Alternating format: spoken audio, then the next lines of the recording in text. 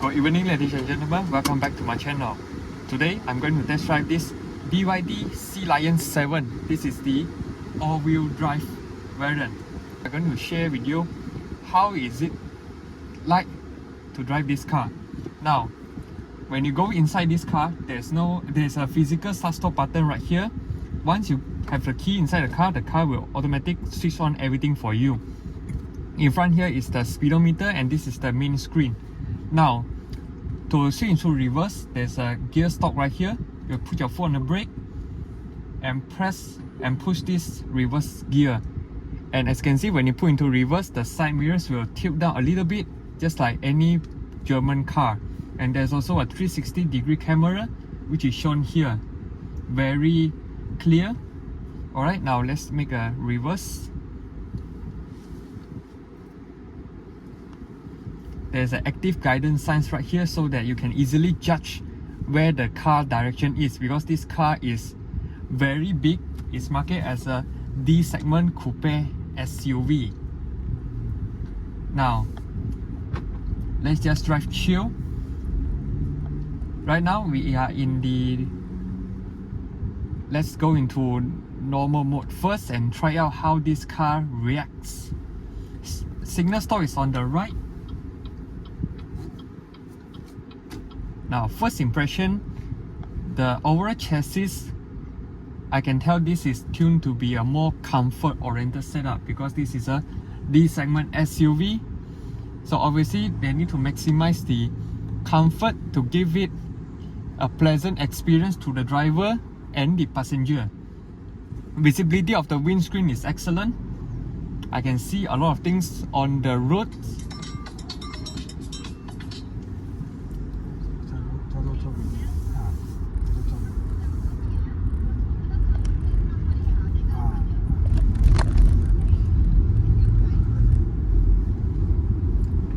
Now, suspension wise is pretty soft, so going through this undulation of the road, this car can handle pretty well. All Chinese EVs are in this kind of setup so that it can provide maximum comfort.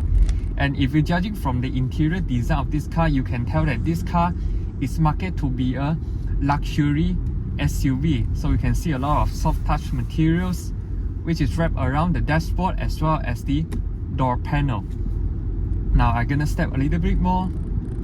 Power wise is pretty adequate, even though this is the performance variant and it's finished in the all-wheel drive setup. So power wise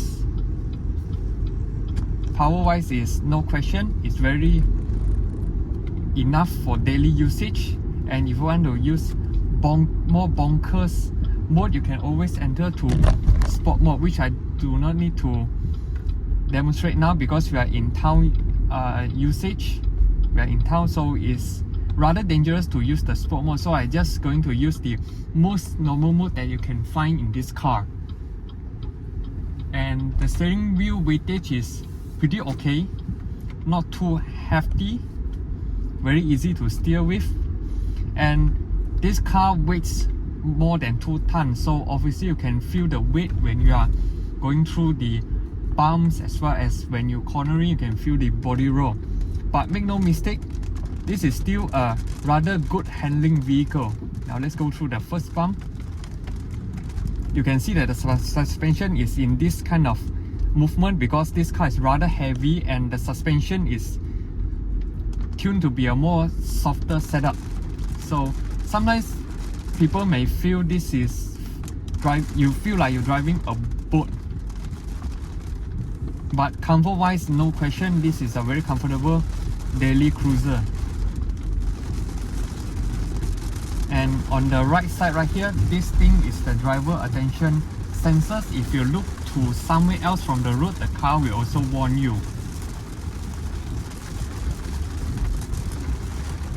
Now, footwell wise is very spacious. There's a left footrest as well. So when you are resting here, you can easily find your ideal leg position.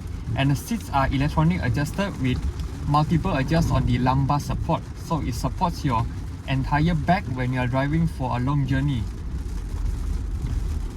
And this car claim range according to WLTP is 460 to 470, is more than enough actually. And for the charging wise, this supports 150 kilowatt of DC charging as well as 11 kilowatt of AC, which is a great improvement over any other BYD. Only offers 7 kilowatts for their AC charging, which in my opinion is rather slow. I hope they can improve in the future BYD models. But in this case, the Sealion 7 offers the 11 kilowatt AC, which is considered the industry standard, because 11 kilowatt AC also can find in any other EV that you can find in this market. And because this car's windows is running on double glaze, soundproofing wise is pretty sweet. You do not hear much noise coming from the outside, although I'm traveling in a rather slow speed.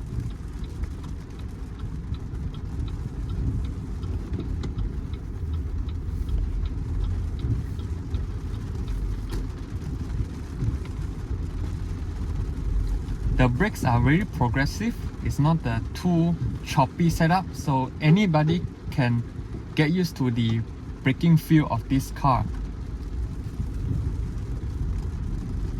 And there's a head-up display right there, also shown my blind spot sensors, my lane keep assist, my speed, and the speed warning. Because this car also can read the road signs. Basically, it can prevent you from getting any speed ticket. Now there's another bump, let's try out. Comfort. And the steering wheel girth is very nice to the feel, and the leather they use is very premium as well. It's called the Napa leather. And there's a sport grip right here. So when you do cornering, you can basically find a perfect steering wheel position.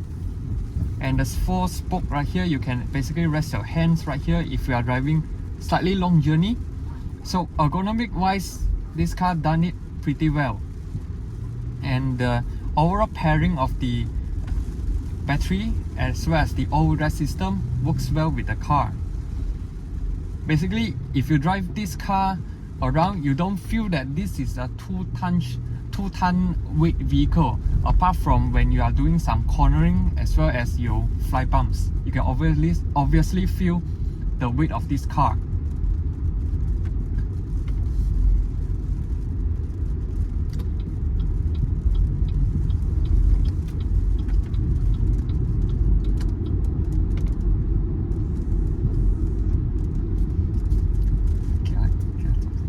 Now we are doing the undulation road test. So this car have the action of left and right, but it controls quite well. So I think BYD engineer really put out the effort to tune the chassis as well as the suspension. So as you can see, very comfortable. And this car also comes with the auto headlight system. So when the headlights is open, the screen right here will auto dim itself. Very well thought of design.